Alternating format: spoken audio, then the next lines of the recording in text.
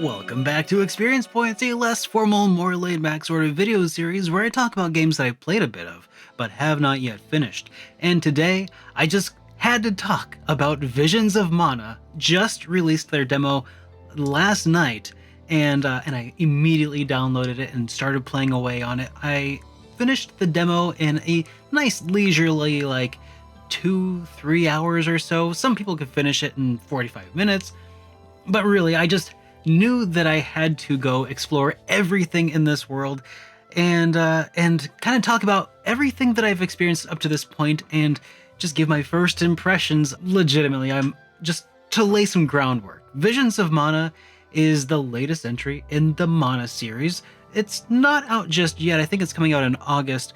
The game is the first brand new Mana game since do I want to count the PlayStation 2 game? Dawn of Mana? Let's just say it's been the first one in quite some time, if we don't include the remake of Trials of Mana, which was phenomenal. So just with that little bit of groundwork, you can tell I'm a little bit excited to have finally had a chance to get hands-on with it, and now I can tell you what I think. Visions of Mana takes place in medias res. This is not the sort of game save where you can just play the beginning and then carry over your progress. That's not how this one works, unfortunately, but it looks like if you play the demo, there will be some things that can kind of carry over, some bonuses, I think, at least from what I glanced at before immediately jumping in to play the game. So keep that in the back of your head. If this is something, if you're going to be playing Visions of Mana like me, may as well get the demo and get a taste for it. The gameplay is similar-ish to Trials of Mana Remake, in that certain enemies have abilities that do areas of effect, and you will see those areas of effect on the ground, giving you time to dodge and jump out of the way, though it feels a little bit more like a modern action RPG. There are some moves. You have 3 different playable characters at the beginning of the game. Actually, throughout the entire demo, you have 4 party members who include Val, Serena, Morley, and Hina. Now, Hina is kind of special, though, because she is not playable character, but she is a party member. She kind of passively does a bunch of healing mechanics, like casting resurrection every once in a while, healing and stuff, things of that nature, just kind of from the periphery. Meanwhile, you can switch between Val, who appears to be the main protagonist. Serena is this kind of half dragony girl who also happens to have Flammy as some sort of familiar, and then Morley, who is the Alm of the Moon. And I gotta say, I really like Morley as a character. Morley is this cat-style character who's kind of roguish. He has 3 daggers, which he wields with his 2 hands plus his tail, and I love it. I just get this feeling that at any moment he's gonna announce that he is Inigo Montoya. You killed his father and prepare to die. That's just the vibe that I get from this cat, and it's great. It's great. So Val, Serena, or Karina, and Morley. Now, Karina is more of a caster sort, I think, and Val is more of the warrior sort. So you get a few different playstyles. Val is kind of slow moving, but he hits like a truck. Morley is very quickly moving and also hits little daggers, little jabs and stuff. Serena or Karina, I keep wanting to say Serena, but it's Karina. Is a caster that I didn't really use very often, but when she does physical attacks, her familiar Flammy will come in and do some damage for her as well, which is such a cute touch. Now, I keep saying that it's Flammy. I don't think that it is Flammy per se, but maybe they're related. They appear to have some family resemblances, okay? You tell me that's not Flammy. Okay, fine, I get it, but they look like Flammy. So anyways, moving along, these 3 characters have a really interesting dynamic so far that is only briefly explored. talking about how Morley is kind of coming out of his somberness, because he now has friends. I don't think it's a spoiler because it's part of the demo, but it feels like there's a lot more that kind of happened before this demo starts. And it feels like there's a lot of room for this to go places afterwards. I'm feeling pretty good about this game so far. The gameplay is fun. It feels a little hectic though. I think I was gonna go in there earlier when I was talking about how it feels more like a modern action RPG, like Morley has some teleportation kind of built into his moveset, for instance, which is not my cup of tea, but it's fine, I guess.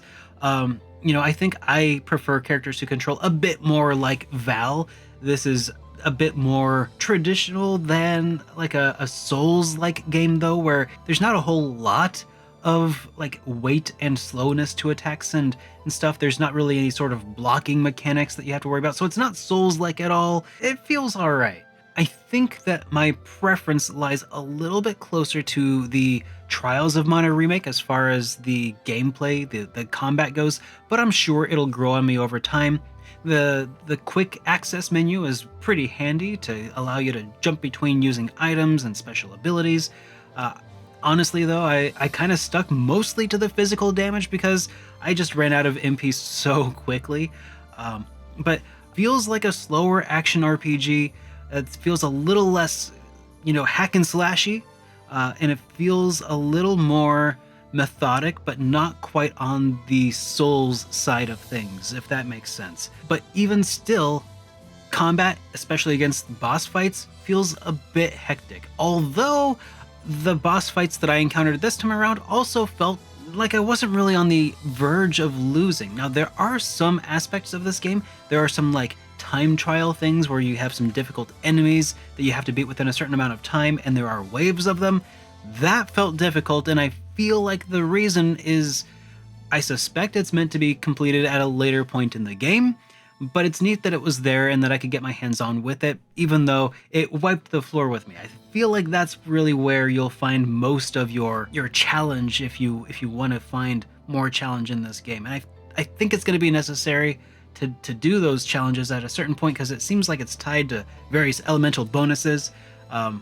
The world exploration, that's another thing I wanted to talk about. The world's beautiful, but the world exploration mechanic is kind of neat. It is open zone, not open world, but it is close enough, that it still runs into some of the challenges of open world design, which is that you got to fill it with something. So what did they do?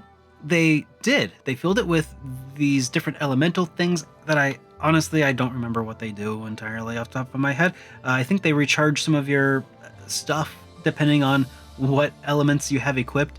And then also there are treasure chests and things. And at first I was like, what are all these little blue things on these circles on the map? And turns out they did a lot of the work for you of pinpointing where all the points of interest are, which is, a stand-up move there. Thank you so much. There's also a thing that shows you how many of the treasures you've collected within that zone. As far as completionists go, that's going to be pretty nice to have, I think, and it'll probably help encourage you to keep yourself appropriately leveled. And there's also traversal. So I didn't realize until about halfway through the demo that there's kind of a built-in parkour mechanic, essentially, where if you're sprinting by hitting the L3 button, if you start sprinting and run into an obstacle, if it is a short obstacle, the player will just vault over it or hop over it or whatever to continue on their way, more or less. But you also have the ability to jump and stuff, and there are mounts in the game as well that are like dire wolves, essentially, but they're cute little puppy dire wolves, and they won't eat you. And they are adorable and also super fast. So, if you're not at all interested in going and exploring that big ol' open zone, you could just follow the quest markers and be fine. There were little side quests that are marked with exclamation marks that you can find on the open world map, and you can do those. They're not too difficult, I didn't find. Accidentally completed some without even realizing it. And then eventually you get to a town where you can actually talk to all the townsfolk, and the town was beautifully laid out. And there was a spot where you could upgrade your weapons and armor, so it's not going to be like Secret of Mana where you have the same weapon you're upgrading over and over. at least not right now. Instead, you just kind of equip new weapons and gear, just kind of like you would in a traditional RPG. So, uh, all in all, I guess I'm trying to describe this to you because there's so many questions that I had as a Mana fan going into this, and really, I guess what I want to say is that I'm excited to play more. I really want to play more of this, and I'm looking forward to the game. I'm feeling it. I like the characters. The voice acting is fine. The character animations, it bugs me that like they barely move their mouths sometime, but whatever. It's really not even an issue. It is nice that you can switch between Japanese and English voice acting. I think a lot of people will be very excited about that. And yeah, I guess all in all, it's pretty exciting, and I hope that you go check it out.